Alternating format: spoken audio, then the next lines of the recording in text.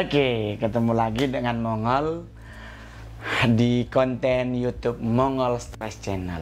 Hari ini Kak Mongol akan membahas mulai dari janji Kak Mongol yang sempat Kak Mongol posting di Instagram bahwa Kak Mongol pengen belajar, pengen memberitahu tentang satu konten yang judulnya Menguak Tabir Kegelapan. Kenapa Kak Mongol pengen belajar menguak tabir kegelapan? Karena melihat perkembangan saat ini dengan adanya pandemi, banyak orang akhirnya dia lebih condong untuk mencari jalan pintas daripada dia percaya dengan kebaikan Tuhannya. Ya kan, banyak orang yang akhirnya lebih terpapar dengan penggandaan uang, pesugihan, dan sebagainya yang sejujurnya itu juga dari sisi kebenaran menurut catatan agama adalah sebuah hal yang dianggap bagian dari dosa. Kalau di agama Muslim dibilang bagian dari musyrik karena menduakan Tuhan. Tapi kita nggak bisa bilang itu nggak benar. Kita nggak bisa bilang itu nggak ada. Justru kita harus ingat bahwa itu ada. Dan kita bisa lihat setiap hari, bahkan dalam SMS yang masuk ke handphone, bahkan ada yang menawarkan penggandaan uang. Yang saya Mongol pernah dapat, dan Mongol SMS balik orangnya. Kamu Mongol bilang, mendingan lu dulu gandain uangmu, ngapain gandain uang orang? Ya dong, lu bantu diri sendiri dulu, jangan ngebantu orang lain terus lu orang lain lu bantu terus lu mintain duitnya 2-3% dari itu buat lu. Itu kan gak fair namanya. Nah, teman, hari ini Kak Mongol akan membahas dari sisi tertentu, dan tapi Kak Mongol bahagia banget. Kak Mongol sekarang pakai cincin baru. Ini pemberian dari Brother Sek Martin, cakep banget, dari Brother Martin J. Mayer. Ini batunya adalah batu kecubung dengan ada sertifikat labnya. Jadi Kak Mongol terlihat lebih cakep, ya kan, Cik?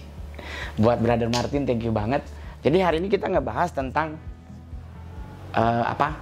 sisi dunia kegelapan. Jadi dunia kegelapan itu adalah salah satu dunia yang sejujurnya paling dekat dengan kita, khususnya yang namanya teritori. Jadi setiap wilayah memiliki teritori sendiri. Karena kalau kita bicaranya di podcast sebelumnya bahwa manusia untuk cari duit perginya ke dukun, ya kan? Dia ke sini, dukun kan nanti dia ke atas. Nah, dukun gak akan pernah bisa sampai di level sini. Nggak akan mungkin dukun hanya bisa sampai di level ini. Karena di level ini dan level ini itu udah wilayahnya udah lebih spesifikasi lagi, udah lebih horor. Karena udah menyangkut jiwamu. Kalau level ini itu namanya teritori.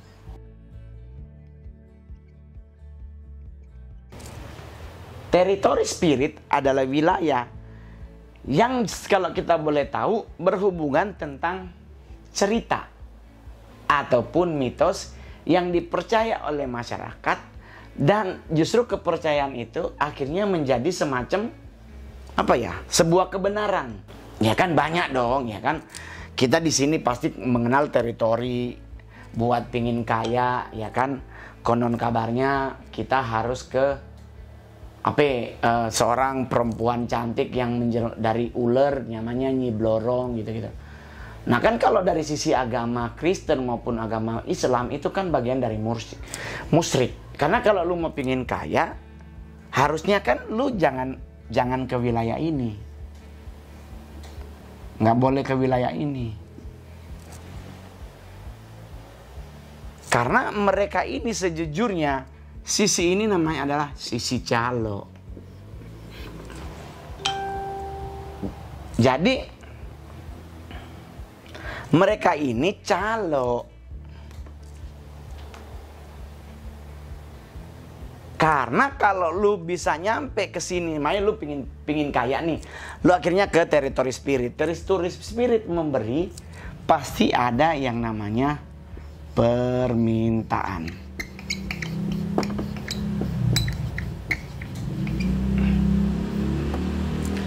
Mereka pasti akan minta something. Itu yang di top dengan nama tumbal. Ya kan? Nah, lu minta kekayaan ke mereka, dia mintanya tumbal. Ya kan, contoh, dia minta tumbal 1 ekor sapi, 2 ekor kambing. Dan Anda sebagai orang muslim ngasih gitu. Karena udah kepepet, udah nggak tahu lagi kemana. Tapi giliran ada acara, ada Idul Adha, lu nggak nyumbang sebagai hewan kurban. Tapi lu lebih percaya ke mereka. Justru kalau dengan lu menyumbang kepada masjid dalam rangka Hari Raya Idul Adha, coy, itu adalah sebuah kebanggaan diri bahwa lu mampu memberi, mampu bersedekah, dan lu harusnya percaya bahwa big bossnya kita pasti akan memberi berkah lebih daripada itu. Karena itu nggak minta tumbal. Kalau 3 ini, alur ini, dia mintanya tumbal. Kalau dia minta tumbal berbentuk binatang, sapi, kambing. Kalau dia berbentuk manusia, lu mau mengorbankan anak lu yang dalam kandungan istrimu? Atau lu menjanjikan nanti kalau istri lu hamil terus lu kasih buat mereka? Jangan dong. Itu kan berarti sebuah kebodohan sejujurnya kalau dalam kata kasarnya tuh. Jadi kalau teritorinya ini dia minta tumbal, di sini kan ini alur atas ya. Ini nggak pakai tumbal seperti yang di bawah. Ini nggak pakai, ini pakai tumbal, ini nggak ada. Tapi ini dia mintanya adalah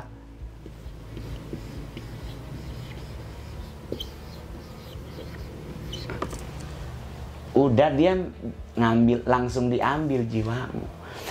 Kenapa lu kalau sampai ke sini? Ini kan sisi namanya satanik. Ini sisi demon.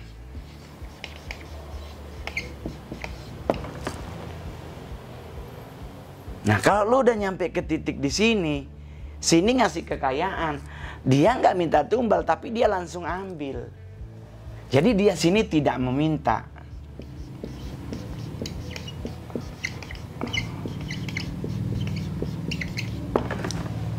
Dia nggak minta, tapi dia langsung mengambil. Kenapa dia mengambil? Karena kalau sampai lu ke sini, berarti lu udah tahu lu harus mempersembahkan jiwamu kepada mereka. Kalau itu terjadi, ya sudah, berarti engkau sudah menjual dirimu kepada kesesatan. Kalau di sini, di alur ini, dia masih pakai sistem calo. Ini kan cuman perantara yang memberikan yang ini. Yang titik satanik atau titik demonik. Ini hanya calo. Lu minta 10-100 miliar, yang dikasih paling cuma 1 miliar. Tapi kalau di sini lu minta 10M, 100M, dikasih 100M. Tetapi jiwamu pasti tidak akan selamat. Jadi solusi yang paling gampang adalah, ya paling benar kerja. Buat teman-teman yang beragama muslim, datengin ibumu. Kan ibu ayah. Datengin orang tua perempuan. Datengin ibumu. Lu minta maaf sama beliau. Mungkin udah terlalu nakal, sering nyakitin hatinya. Ya kan? Terus baru lu minta, "Mah, Umi, Ibu, ya kan Bunda, aku mau kerja bener. Aku mohon doa restu." Pasti dikasih restunya, pasti lu didoain. Dan di saat lu melangkah bekerja, jangan berharap langsung jadi. Tapi kan setidaknya pematangan diri, bekal untuk lu bisa sukses karena ada topangan ibumu. Doa ibumu itulah doa yang paling gampang dijabah sama Tuhan. Kalau di agama Kristen, doa ayah dan ibumu tuh paling didengar oleh Tuhan. Nah, kalau lu melangkah dalam hidup disertai dengan doa orang tuamu, kira-kira lu akan mengalami kegagalan? Bisa. Kalau akhirnya lu hopeless di tengah jalan, menyerah. Kamu ngol aja nggak ada doa ibu, kamu ngol bisa sukses, gitu. Jadi teman-teman, ini ingat, ini by tumbal, ini tidak minta tumbal tapi langsung ngambil jiwa. Ingat. Jadi ini kalau dari sisi perdukunan, ya. Nih kamu ngol kasih itu lagi nih. Baru yang kedua, kalau kita bicara tabir kegelapan. Di tabir kegelapan itu induknya namanya induk dari kegelapan adalah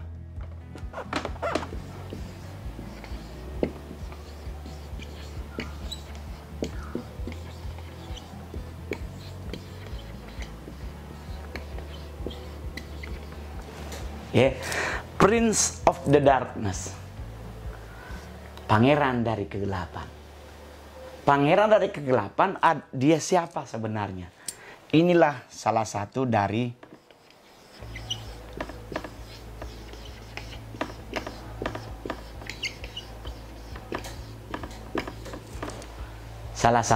the Dark Angel. Malaikat kegelapan yang memberontak kepada Tuhannya, dibuanglah, akhirnya melahirkan salah satunya Prince of the Darkness. Prince of the Darkness, dia di mana letaknya mereka?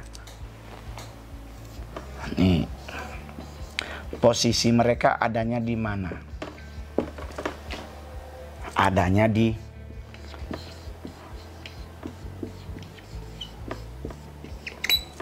neraka dengan gelar satu-satu.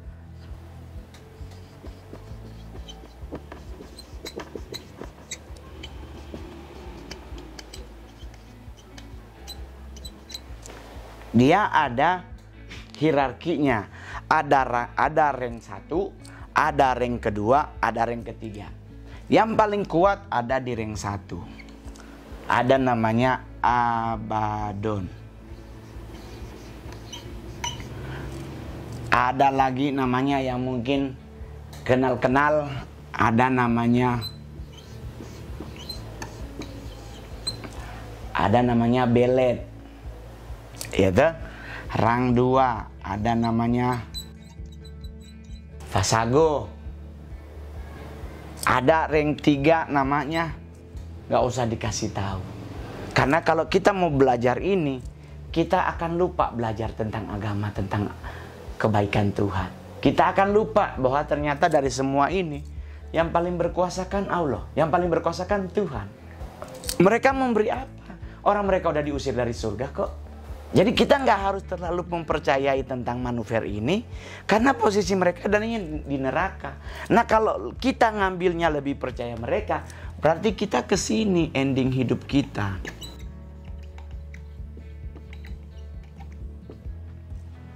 Jadi teman-teman kan nggak mungkin mau perginya ke sini bersama dengan Prince of the Darkness. Iya dong. Jadi kalau mau dibicarain tentang menguak kabir kegelapan bosnya ini. Tapi nanti dia posisinya ada di neraka. Gitu? Bos ini adalah para Prince of Hell-nya.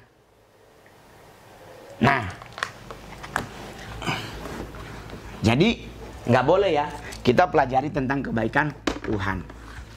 Ini kan atmosfer udara. Ini bumi. Itu terserah bagaimana pulau di mana gitu kan. Ini kan bawah.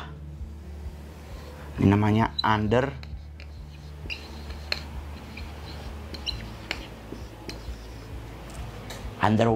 Apa bahasa Inggrisnya ya? Pokoknya di bawah gitu. Ini kan di atas. Di atas ini kan ada hierarkinya. Sini teritori, spirit. Di atas lagi demons. Toh, di atasnya lagi satanik. Toh. Nah, ini kan dari sisi kegelapan.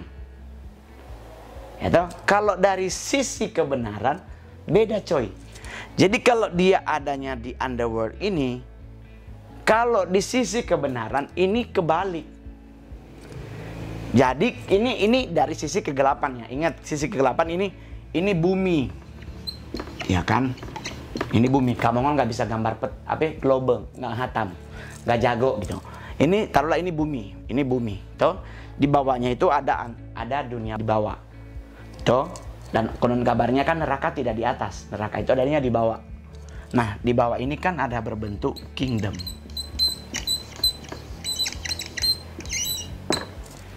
Sama dengan kalau cerita Hades.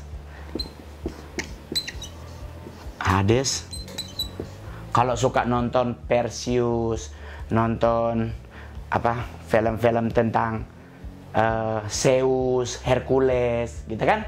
Kan penguasanya ada 3. Ada Zeus penguasa langit, penguasa air Poseidon, penguasa alam bawah underworld adalah Hades. Nah, ini adalah tempat orang yang mainnya di sini. Ingat baik-baik. Kalau Anda mainnya nyari dukun, percaya sama ini, percaya sama ini, percaya sama ramalan ini, percaya sama orang ini, Anda mainnya berarti di daerah ini. Ending hidupmu pasti akan ke underworld, ke bawah. Di agama Kristen juga sama. Mereka yang bermain di dunia kegelapan nggak akan bisa Tuhan tolong hidupnya. Karena berarti engkau sudah melakukan hal yang sangat fatal. Agama Islam dibilang musyrik, agama Kristen dibilang menduakan. Ya kan? Keluaran 20, jangan ada padamu Allah lain di hadapanmu, di hadapanku. Jangan membuat bagimu patung yang menyerupai apapun yang ada di langit, di bawah bumi, di bawah air dan sebagainya. Ya kan? Berarti engkau sudah melakukan sesuatu yang fatal, Tuhan gak suka. Ya kan? Nah, kalau di sisi kebenaran, ini sisi kegelapan ya, ini sisi kegelapan. Kalau sisi kebenaran,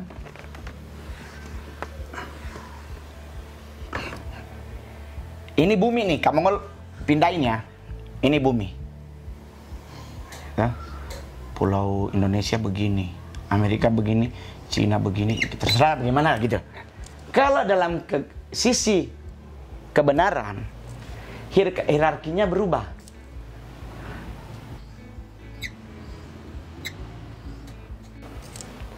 Perubahannya di mana? Ini angels, ini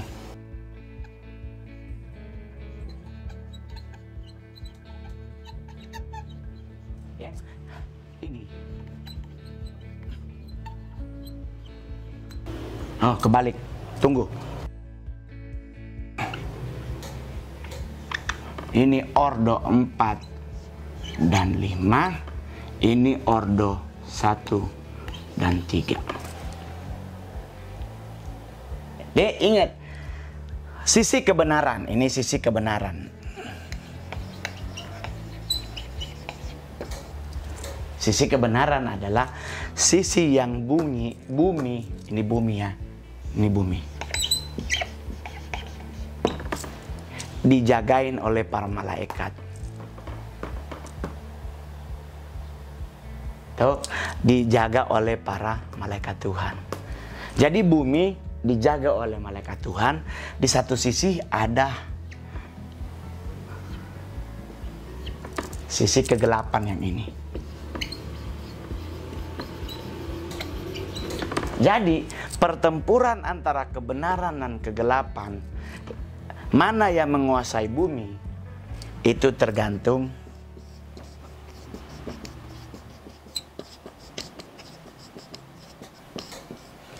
seberapa banyak manusia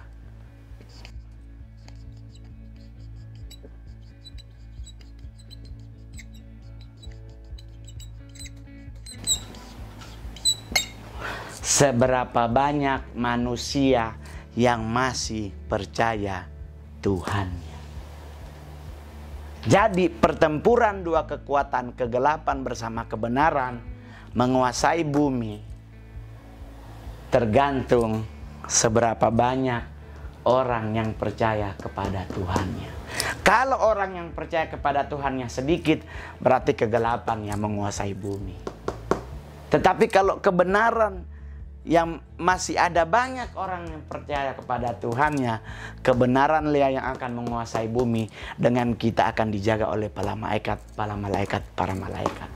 Nah, di episode kedua, Kamongol akan bahas malaikat mana aja yang menjaga bumi. Dari sisi kebenaran, malaikat siapa aja yang menguasai kegelapan di tingkat 3 ini, kita ketemu di part 2. Oke coy? Ini ada 3 lingkaran jaga bumi, tapi ada 3 tingkatan kegelapan juga sedang bertempur mencari bisa menguasai bumi. Ya, jadi kebenaran dan kegelapan akan bertempur menguasai bumi. Tergantung masih adakah orang yang percaya kepada Tuhannya.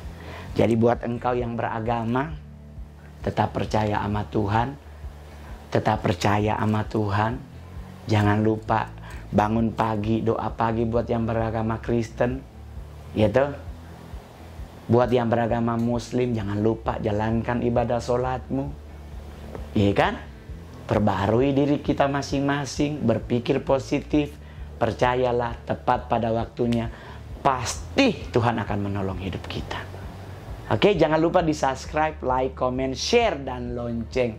Kita akan ketemu di part 2 tentang membahas siapakah yang ada di sisi kegelapan dan siapa yang ada di sisi kebenaran. Sekali lagi buat Brother Sam yang udah ngasih cincin buat Mongol, thank you banget. Terima kasih. God bless you all. Bye-bye.